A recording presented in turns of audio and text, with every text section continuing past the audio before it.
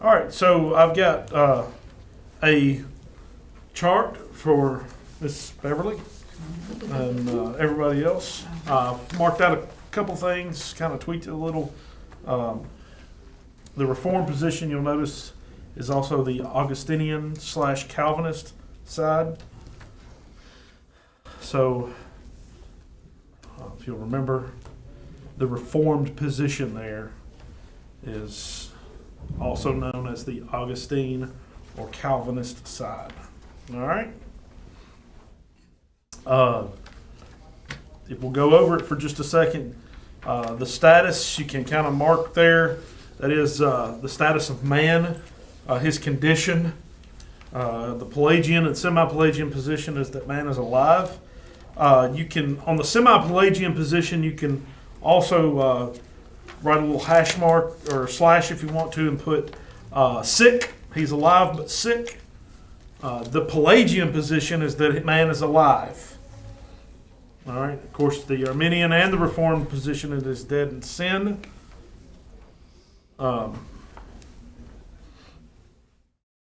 Again, it's prevenient grace for the Arminian that gives him free will.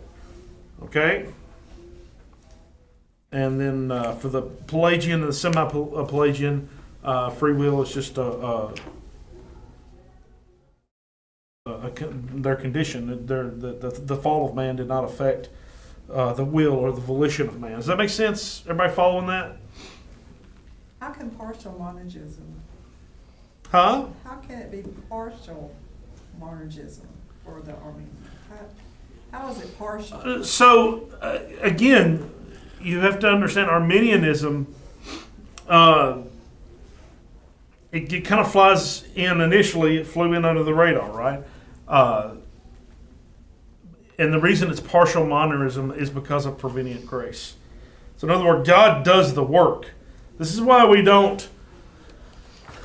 People like MacArthur and Sproul and all those guys, when they have these conferences and things, they don't put the Arminian in the camp of Pelagius. In other words, it's not. Sproul says it this way. Let's see if I can get it right. He says they're orthodox, but they're confused, right? Again, the Arminian does believe in the deadness and the total depravity of man. However, prevenient grace is under that umbrella. Again, what we would call common grace, right? It rains on the just as much as it does the unjust, and vice versa, right? God has a common grace to all men. We're not as evil as we could be, right? If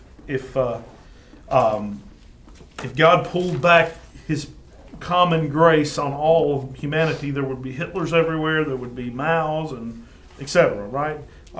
There is a restraining grace. Murder would be rampant if it wasn't for government control, right? And police force and things like that. That's a part of God's common grace He extends to all of man. Well, they would put that prevenient grace under that common grace banner. Christ at the cross provided grace for all of man, and that comes before grace. That's what prevenient is, right? Grace that comes before, and so it is somewhat of a partial monergism. All right, but again, we would say synergistic more so. We tend to put the Arminian. So let me just. This is textbook stuff, okay? We're getting in our minds right now. You have to step outside of the conflicts that go on in modern circles between this person and that person, whatever. We're looking at the textbook definitions of these things. In reality, most people who claim to be Arminian versus Calvinists, they claim to be Arminian, are actually Pelagian, in very, especially the lay people. That's one of the problems in my mind with the fighting that goes on inside of the Southern Baptist Convention. At no point is the Southern Baptists anywhere close to Arminianism, right? We're more semi-Augustinian, as you know, if anything, right? If you read the Southern Baptist Faith and Message, you read the historical accounts of what we believe. There are some who do believe in freedom of the will due to a prevenient grace, but we are not anywhere close to what some of the Wesleyan Methodists would be. I mean, you can't believe in eternal security of the believer and also be an Arminian. You just can't, right? And you can't be somewhat, if you hold to that view, perseverance of the saints, once saved, always saved, you're somewhat Calvinist. Whether you like it or not, that's just what it is. So with the fighting, it seems as the people are taking polar opposite positions. Of course, there's some that are not educated. Nobody really reads the real points. So, but yeah, you're right. That's kind of an oxymoron. Partial monergism is not really a good word. It should be more synergism. But again, it's that's why it's hard to make a chart, because it doesn't exactly fit into nice little neat boxes that we would like to have, right? But the Pelagian view is monergism, and it's monergism because it's man alone, right? Monergism, highlight that word, whatever you want to do, write some notes, but that means a single, moner, it means a single entity that is responsible for salvation. The Pelagian view is man is solely responsible for his own salvation. We are, the Reformed view is also monergism, but it is God who is the one that is responsible for salvation. Okay? Of course, the semi-Pelagian view, and really the Arminian view, you can mark out the partial monergism and put synergism in its place, but it's synergistic, that we work together for salvation with the grace of God. All right, does that make sense? And then, of course, we've got some advocates of these positions. Pelagius, of course, and then your liberal Christians are all Pelagius. Your Unitarians, Mormons, Muslims, Hindus, Buddhists, Shintoos, and, of course, animism. These are all Pelagians. That salvation, pagans would definitely be more Pelagian in their view of a salvation. Again, works-based.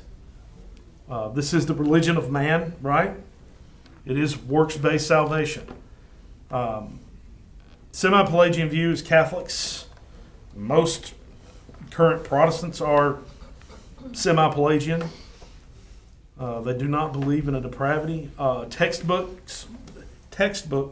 Methodists, which again, most Methodists have jumped into the liberal Christian camp. So, whatever. We're talking about textbook as it would have been on paper, right? Nazarenes, again, the Nazarenes also have jumped ship into And the... Shane, would Yeah. the Church of God fit in that category? Yep, Arminian, very Arminian. Some of them would jump over into the Pelagian camp as well, but most would be in the Arminian camp. Church of Christ would be a semi-Pelagian position.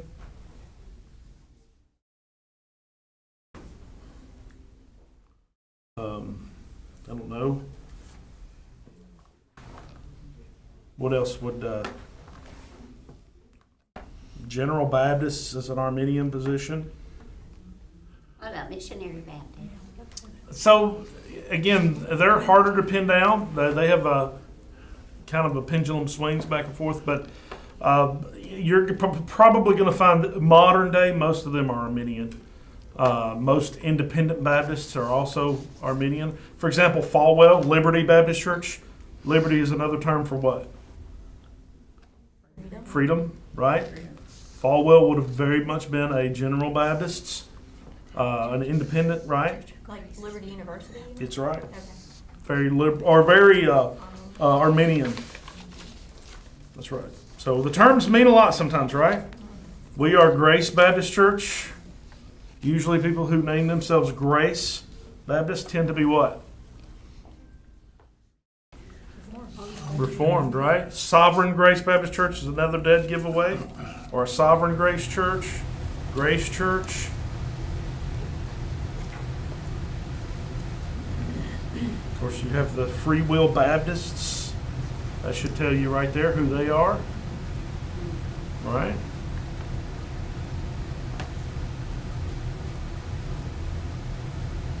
I seen a church sign the other day that somebody made fun of on Facebook. It was Sovereign Grace Free Will Baptist Church.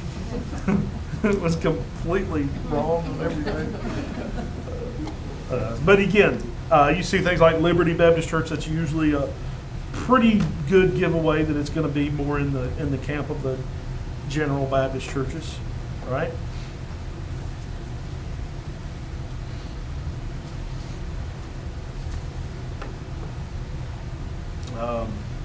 Methodists, we're going to see why today most Methodists are in the Armenian camp and where Whitfield's Methodism went. We'll look at that.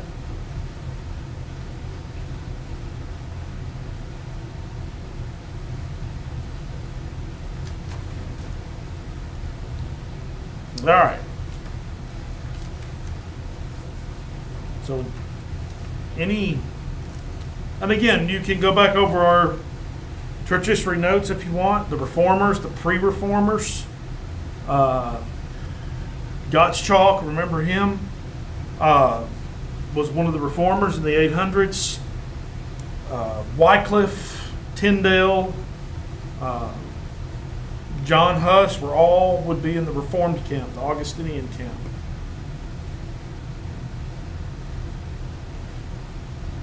Puritans, again, not all Puritans, but the majority of the Puritans you can put over in the Reformed camp.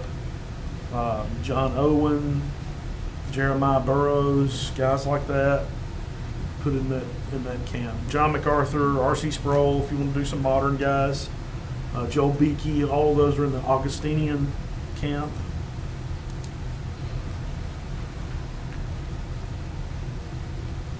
Charles Spurgeon, he's a good one. We'll look at him later on.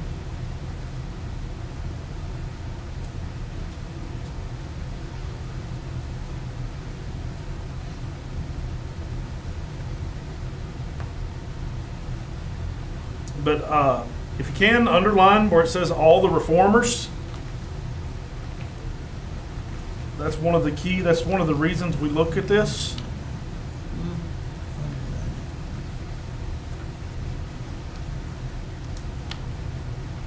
So one of the reasons we look at this says all the Reformers. Of course, the Baptist Confession of 1689, that's the second one, the Baptist Confession of Faith. What'd you say about MacArthur and? They're Reformed, Oh, okay. Augustinian camp, if you want to put them in there.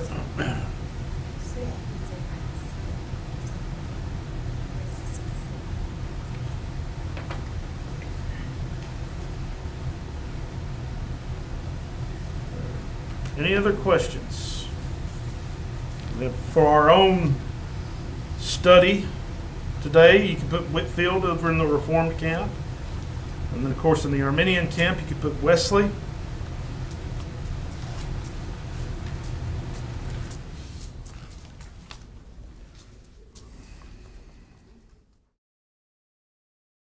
And then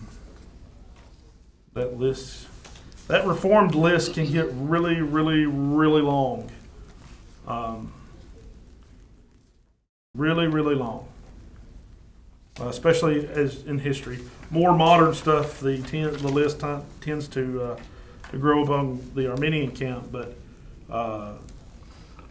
as far as the old preachers, the historically speaking, that Reformed list gets very, very long. That's why Charles Spurgeon said that he sees confessor after confessor, of course, saint after saint, preacher after preacher, rising up to shake hands with me. He said, if I were a believer in free will, very few would rise up and call me brother, except for here a heretic or there a heretic. And then he said what is called Calvinism is a nickname for the gospel. That's why Spurgeon said what he said about Calvinism. It's just a nickname for the gospel.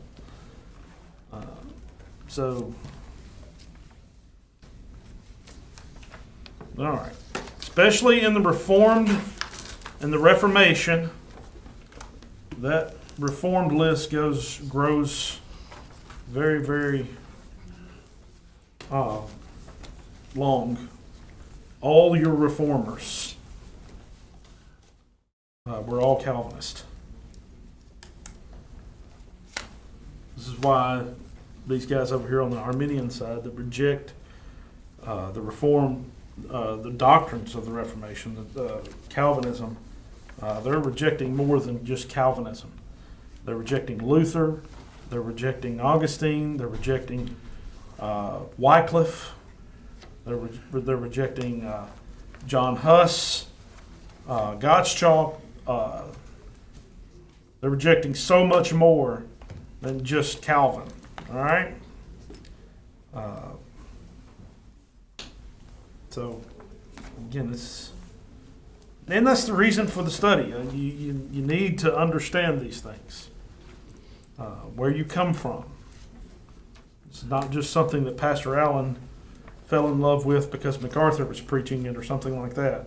This is the confessions. These are the doctrines that we have been given, that have been handed down to us since the Reformation. This is the reason we have Sunday school and we have church, right? It's because of this. So we've been in the revival, the evangelical revival, the English evangelical revival. It's been called the First Great Awakening. We're in part 3. It was the 18th century, so 1700s. The two main preachers of the revival are George Whitefield and John Wesley, and we're talking about specifically right now in England and in America. There's another prevalent preacher. There's several, and as you study church history, you'll see several, but two primary: George Whitefield and John Wesley. The first few years of the revival, the mid 1730s, were the golden years. These guys went out preaching, and people were being converted. There was unity, no real controversy or anything like that was taking place. But the unity of the revival soon fell apart over the issue that has continually plagued the Western Church since the days of Augustine. All right, again, this is, at their time, it was an 1,100-year-old argument or controversy. I like the word controversy better. And for us, it's still just as heated and just as strong of a controversy as it was in their day. All right? Again, there is a real possibility that the Southern Baptist Convention splits over this issue. It's not as intense as it used to be, but it's still very intense. Right now, we are more so battling over, again, this liberalism, woke stuff is coming back in, and we're having to team up together to battle that right now. We may lose the convention over that, woke theology. But nonetheless, after we squash that again, the Arminian Calvinist controversy will come up again inevitably, and it will What could is this woke? woke. Uh-huh. So I Heard it. So you have inside of, okay, let's just say it like this. We've got 30 minutes, and we're going to cover everything, every problem for 30 minutes, but nonetheless. Woke is is basically affirmative action, things like that, that have bled over into the church. Diversity, equity, inclusion, whatever name tag you want to put. So let's say it like this. What you see happening in corporate America has already been something that has been preached in black churches for a number of years. And when I say black churches, the majority of black churches. The majority of black churches believe in what is called black liberation theology. All right? Does that make sense? Follow me? Now, what has been produced out of that, the evolution, if you will, of the black liberation theology, is this woke culture that we live in today, right?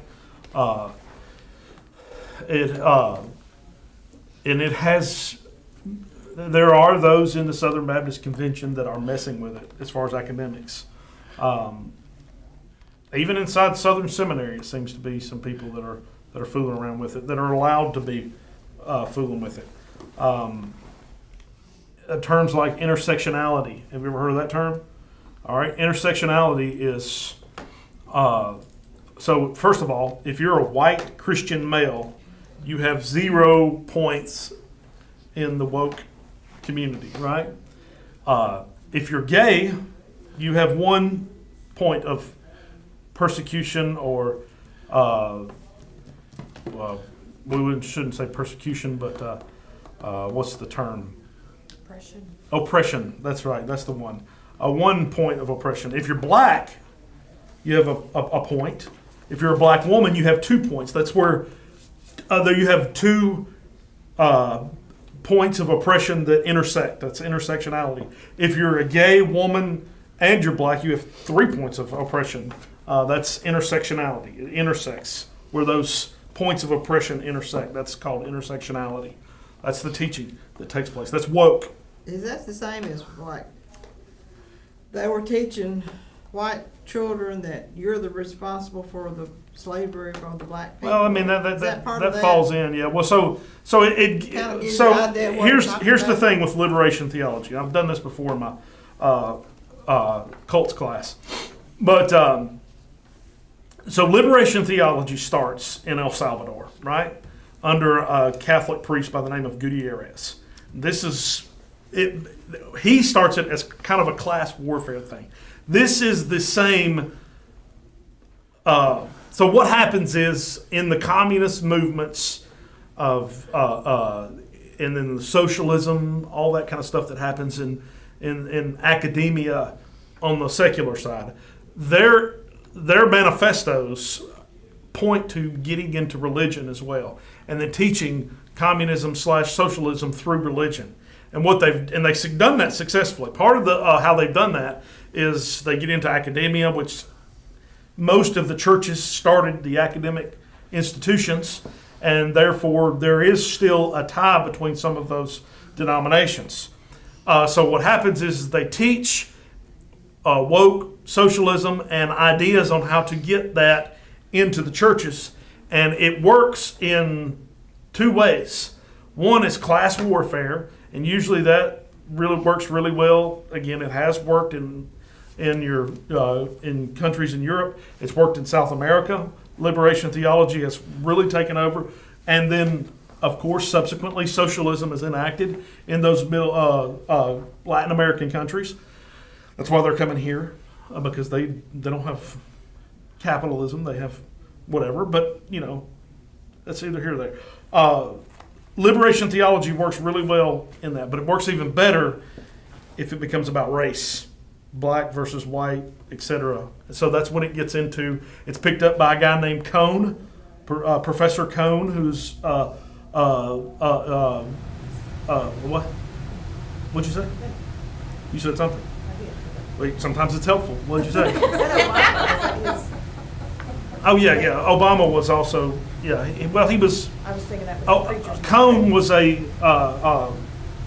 Cone was the originator. He took liberation theology and gave it black liberation theology. And for the most part, there are some Orthodox black churches in America. Absolutely, there are some good black churches in America, but by and large, the black churches in America have been taken over by the black liberation theology, and at least in some degree, it may not be, full-fledged like Jeremiah Wright, what Crystal was talking about with Obama and his church, but it is in the churches nonetheless. Even if it's just a little, you can hear code words and things like that pop up from time to time. Very little reformed teachings within the black community, black churches, but nonetheless, they are Armenian. They are synergistic, but there you go. A lot of them are Methodists, right? A lot of them are Methodists because the methodical, say it again for me, methodical societies, Methodist societies were part of their ministries were bringing slaves to Christ and bringing the message of the gospel to the Indians as well. Did that answer your question? Pretty much. That's where all that woke stuff comes from. So, evangelical revival. First few years of the 1730s were the golden years. There was unity. There was everybody loved each other. There was a cohesion, if you will. The controversy in Whitefield and Wesley's day went by the name of Calvinism and Arminianism. So what we see happening is we see the shift from Augustine versus Pelagian or a semi-Pelagian position. The terminology changes from that to Calvinism versus Arminianism.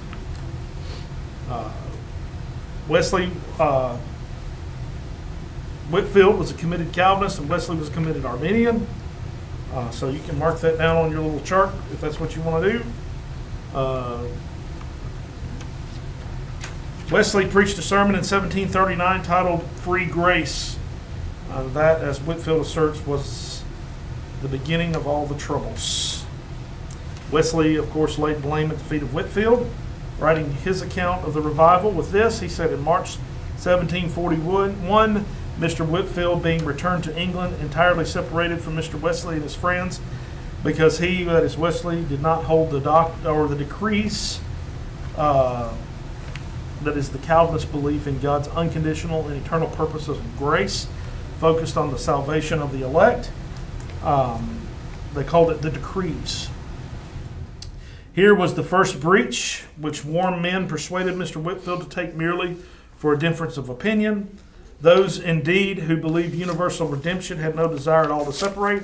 So Whitefield's saying, my group, my guys didn't want to separate. We hold to universal redemption. You and I hold to a particular redemption, right? But those who held particular redemption would not hear of any accommodation, being determined to have no fellowship with men that were in so dangerous errors. So there were now two sorts of Methodists, so-called. Those for particular and those for general redemption. Calvinists and Arminians, particular redemption expressing the Calvinist belief in the peculiarity of God's grace and election and the extent of the atonement. General redemption expresses the Arminian belief in the universality of the atonement and its gift of prevenient grace to all. Again, that term prevenient grace shows up. All right, whoever was to blame, if indeed the blame analysis is correct or helpful model, English evangelicalism has certainly been marked ever since, doctrinally and practically, by the Calvinist-Arminian divide that split us under the river of revival in the 18th century. All right? Any questions? Wesley's ardent advocacy of Arminianism and Whitefield's equally zealous Calvinism split the entire English revival movement in half, from Whitefield's homecoming to England in March of 1741. So again, where did Whitefield go? Do you remember? In 1739, he left for what? He left for America, right?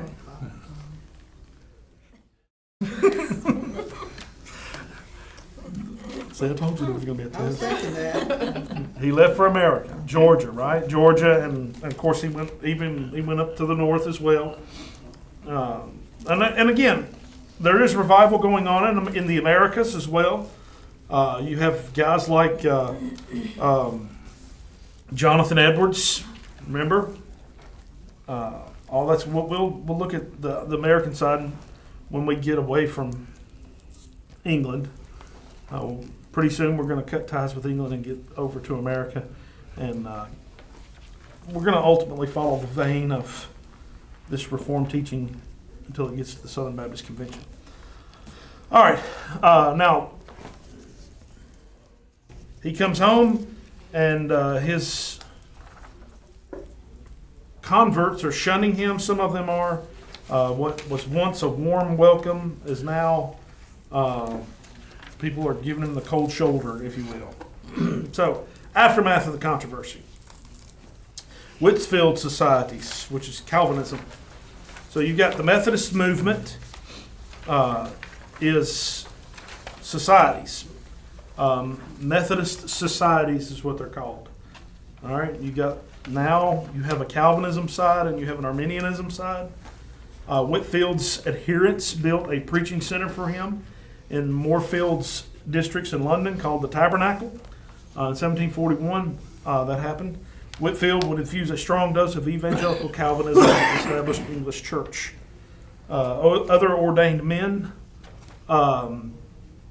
touched by or taught or caught up into the revival began proclaiming the new evangelical Calvinism from Anglican pulpits in the context of the Anglican parish ministry. So, pause for just a second. This is, when we think of Methodists today, right? That is a denomination, correct? Those Methodist churches that you see today are from the Methodist societies, the Wesleyan Methodist societies that were a part of the Church of England. All right, you following that? They are just Methodists. When we see that term right now, Methodists should be thought of in the Church of England group as a whole, right? We don't see the Methodist denomination until later, all right? They are just simply societies that are operating within the Anglican parish ministry. All right? And then simply, we'll see a little later, the Whitefields or the Calvinist missions Methodist societies never really separated from the Church of England. Okay, in that sense, they did forcibly, but in that sense, and not all of them, just some, but nonetheless. I'll just continue reading. In their own geographically more limited way, these ministries had their decided effect alongside Whitefield's evangelism and promoting evangelical Calvinism within the established church, both through preaching and literary productivity. Many of the Anglican Calvinists had a significant itinerant ministry, but not of Whitefield's nationwide reach. All right, so in other words, Whitefield, with his evangelicalism, again, that is trying to win people through the preaching of the gospel, right? Evangelizing, that's where the term evangelicalism comes from. Okay? It was, in this day, evangelism was kind of,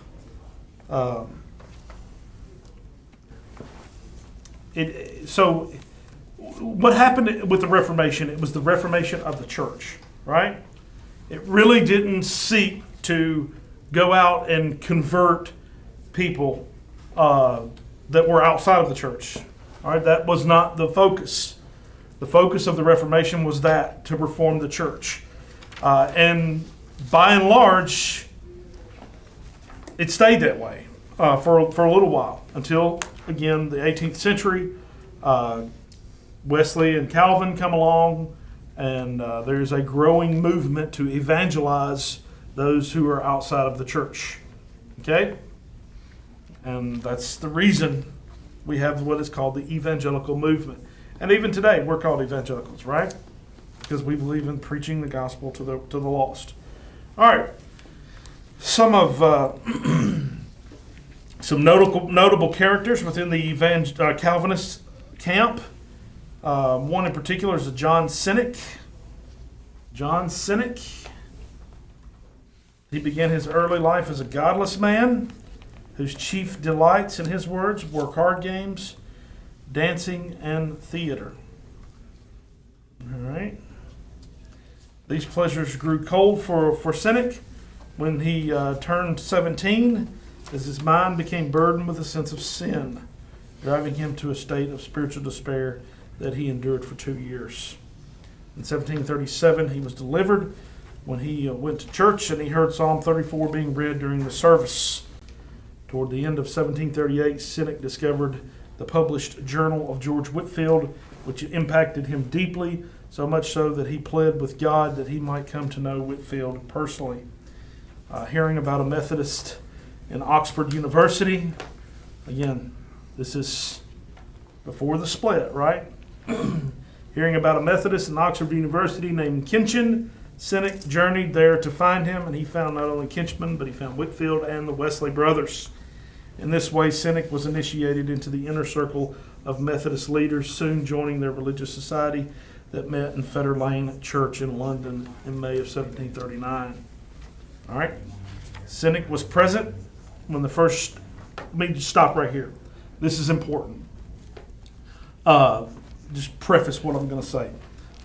So Cynic, Wesley, Whitefield, they're all buddies up until this point. Some odd things began to start happening with Wesley's services. All right. Wesley, a couple of things that Wesley embraced. Wesley embraced charismatic teachings, charismatic approach. He did not oppose. He accepted. He advocated for tongues and the whole thing, right? He also believed in what is called perfectionism. All right, Wesley believed that you could reach a state of sinless perfection. Okay, you can kind of pencil that in on the side. Whatever. Cynic was first present when these things started happening. So a strange physical reaction to John Wesley's preaching began to occur in Kingswood and Bristol. The unnatural swelling of necks and tongues, profuse sweating, foaming at the mouth, epileptic style fits. Wesley thought these were supernatural signs from God, but Cynic attributed them to the devil. He said this: I often doubted if it was not of the enemy when I saw it, and disputed with Mr. Wesley for the calling it the work of God. And frequently, when none were agitated in the meetings, that means Wesley, prayed, Lord, where are thy tokens and signs? And I don't remember ever to have seen it otherwise than that on his so praying, several men were seized and screamed out. I can't be persuaded, but that, though there might be some who affected this, there was somewhat supernatural. On Monday night, I was preaching at the school on the forgiveness of sins when numbers cried out with a loud and bitter cry. Indeed, it seemed that the devil and the powers of darkness were coming among us. So Cynic was skeptical of the tongues and the fits, the going into convulsions and those things. He was skeptical. Of course, as the Calvinist-Arminian controversy grows, Cynic takes the side of the Calvinist. All right, he's the Whitefield guy. This brought about his expulsion from the Wesley-dominated Kingswood Methodist Society in 1741. Cynic therefore joined with Whitfield in London, where he was given pastoral responsibility for Whitfield's tabernacle at Moorfields. All right. Now, we talked a lot of bad about Arminians, right? Is there any problems within the Calvinist societies? Is there any problems with Calvinists as a whole? What are some of the extremes of Calvinists, if you would? Well, Cynic points out one. After some years in the Calvinist Methodist societies, Cynic began to be troubled and disillusioned because of the growing antinomianism within their ranks. What's antinomianism? Huh? No law. What does that mean? Antinomianism. Right? Where do we first hear of antinomianism? Huh? Antinomianism. It means no law, right? We first hear of this among the Gnostics. There's two sects within the Gnostics, right? There are two groups. You have the ascetics. They beat themselves. They think the flesh is bad, spirit's good, so they're going to beat the flesh out of them. They put themselves monasteries, things like that. In the monastic life, asceticism, again, that's all starts with the Gnostics. There's another group, it's called antinomians. They believe that inside of the Gnostic camp, they believe that the flesh is bad, the spirit is good, so therefore you can live any way you want. All right, so inside of Calvinism, the idea is that if you believe that you can get saved and then live any way you want to live, that is a misrepresentation of Calvinism, but it's also can be where the extreme goes. I do this little religious deed here, and then therefore, once I'm saved forever. All right, see that? So antinomianism believes they can live any way they want because God's, He's already saved me. Okay? Now that's poor discipleship. That's not what we believe. But that is an extreme that can be found on occasion in the Calvinist camp.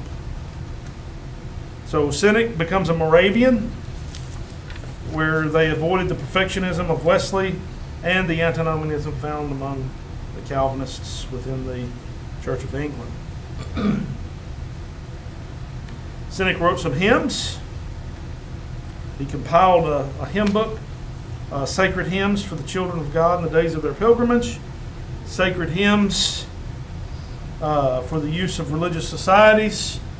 These are hymn books, and there's corresponding dates are there for Miss Renee. And then you have a collection of sacred hymns in 1749. He compiles those, and then a hymns to honor the sweet Jesus. Honor of Jesus Christ, composed for such little children as desire to be saved. That's 1754. Cynic was the original author of the version of the popular hymn, Lo, He Comes with Clouds Descending. Of course, Charles Wesley revised that. 3 at least of Cynic's unrevised hymns have attained lasting acceptance, which our brethren let us join to bless. A good high priest has come, and children of the heavenly King. He had a prayer before his meals. People wrote that down. It says, Lord, be present at our table, Lord. Be here and everywhere adored. These mercies bless and grant that we may feast in paradise with thee. All right. About 10 more minutes. Let's see if we can get through this and wrap it up. John Newton, 1725 to 1807. John Newton, he was born in Wapping, London. He was the son of a captain in the Merchant Navy. After his mother's death, he began voyaging from the age of 11 with his father on sea journeys. All right, things took an unexpected turn when after his father's retirement in 1742. The following year, an 18-year-old Newton was impressed against his will into the Royal Navy. Naval life on board the HMS Harwich proved harsh, and Newton considered suicide after being brutally flogged. However, he endured and later joined the slave trading ship Pegasus. So he was a slave trader, which transported slaves from West Africa to plantations in the Caribbean and the colonies in North America. Further trials came when, in 1745, his shipmates abandoned him in West Africa to the slave trader Amos Clow, who was married to a princess of the Sherbro tribe in the territory now called Sierra Leone. Newton became her slave, suffering worse abuse than the princess's other slaves to whom she made him a servant. So he was a slave of slaves, right? Newton's afflictions finally ended in 1748 when he was found by a ship's captain whom Newton's father had asked to search for his lost son. Free at last, he now voyaged back to England on the merchant ship Greyhound. During his voyage, Newton's life took another unexpected turn. The Greyhound, struck by a storm, almost sank, and in terror Newton cried out to God. He ever afterwards celebrated this event each year as the birthday of his new spiritual awakening life. Back in England, he married his childhood sweetheart, Mary Catlett, in 1750. Perhaps shockingly to enlightened sensibilities, the awakened Newton continued to act as a slave trader. He was the ship's captain on board 3 slave trading voyages between Africa and the Caribbean from 1750 to 1754. After suffering a stroke, he left the naval service in 1754, became a tax officer in the port of Liverpool, and in his spare time intensively studied religious topics, including the biblical languages. Sensing a call to pulpit ministry in 1757, Newton sought ordination in the Anglican Church, although it was only in 1764 that he finally secured a parish as a curate of Olney in Buckinghamshire. His preaching here over the next 16 years attracted vast crowds of listeners. In 1767, William Cowper moved to Olney, and the two men commenced their hugely creative and impactful hymn-writing partnership embodied in the Olney hymns. Among Newton's more famous hymns of abiding popularity were Amazing Grace, and Dost Thou Say, Ask What Thou Wilt, Approach My Soul, The Mercy Seat, and then, of course, you got the rest. Does anybody recognize any of those other ones? Amazing Grace is by Rock far of the Ages. That's not That's not him. that's not Newton. No, that's the next guy. But He wrote Amazing Grace. somewhere you can put in this little section right here, Newton became an abolitionist. I should have put this in there, but I didn't. I didn't think we was going to have time. But he was an abolitionist. All right. So that,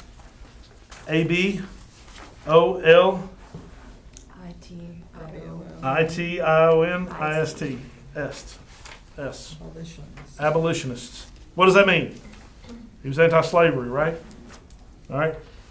Inside of the English-speaking world, anti-slavery movement is gaining popularity. All right. In 1860s, that's going to come to a head in what country?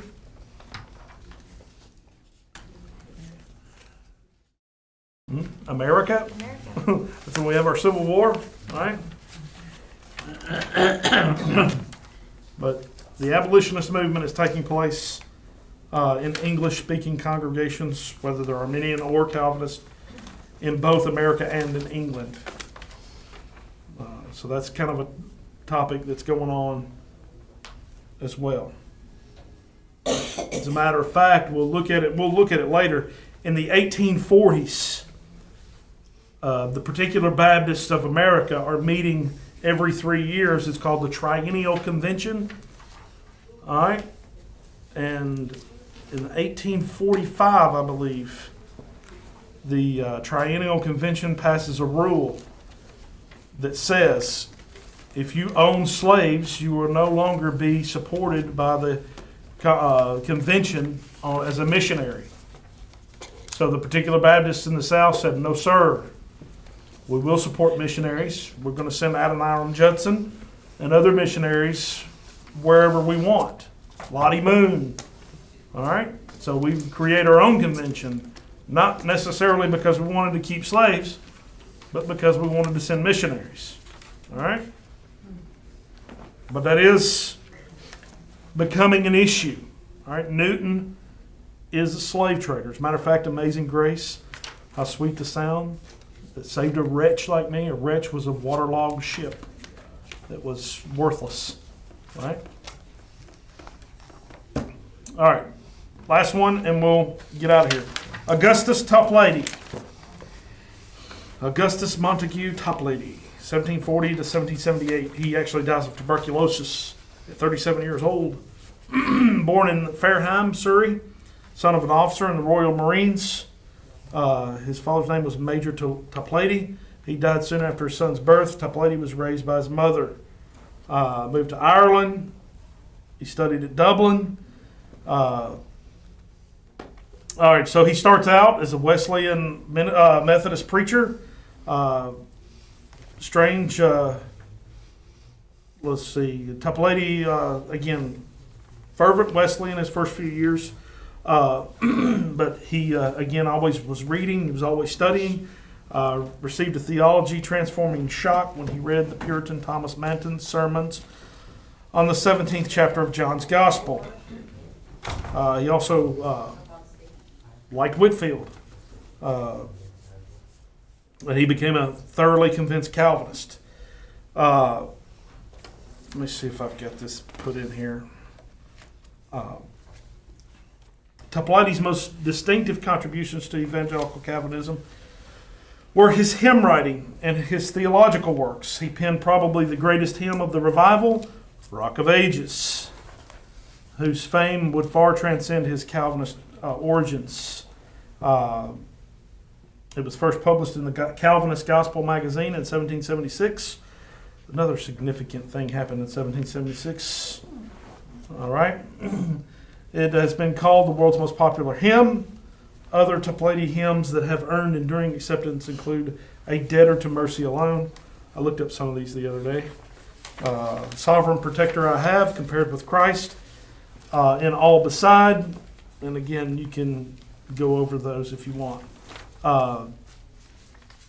Theologically, Toplady was the most erudite and outspoken defender of Reformed doctrine within the revival's Calvinistic wing.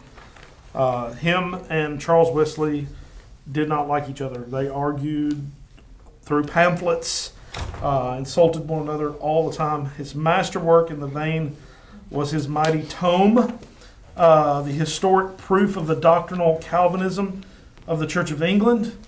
He also translated in English the treatise by the Italian reformer Jerome Sanctius. That's one of his most popular things he did. You can kind of highlight that if you want to go read it, which is the Confession of the Christian Religion, which Toplady retitled The Doctrine of Absolute Predestination, stated and asserted.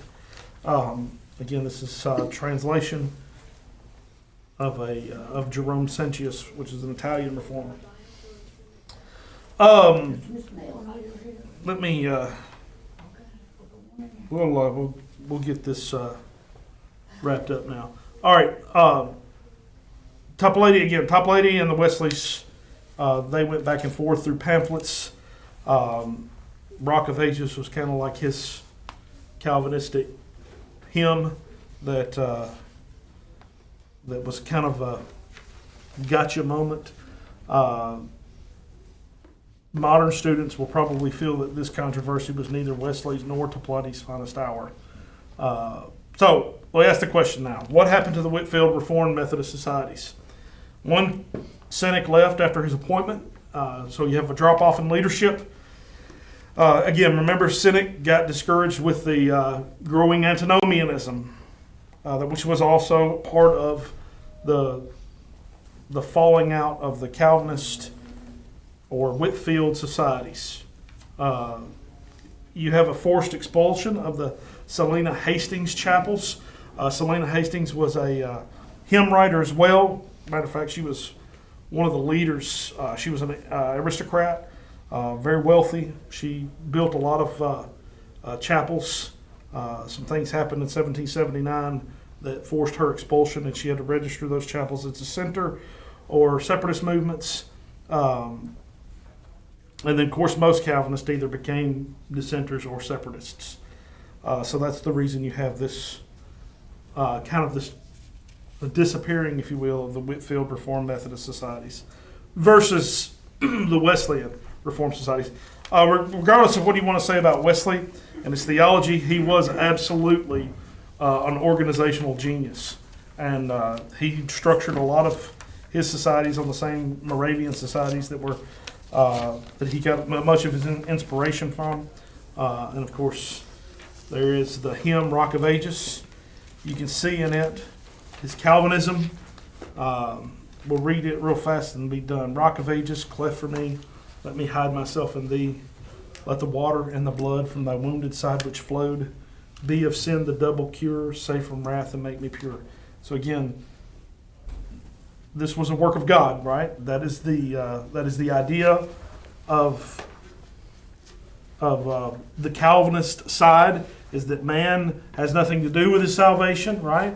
So therefore, Christ's death on the cross is a double cure. It saves from wrath and makes me pure. That's the sanctification, right?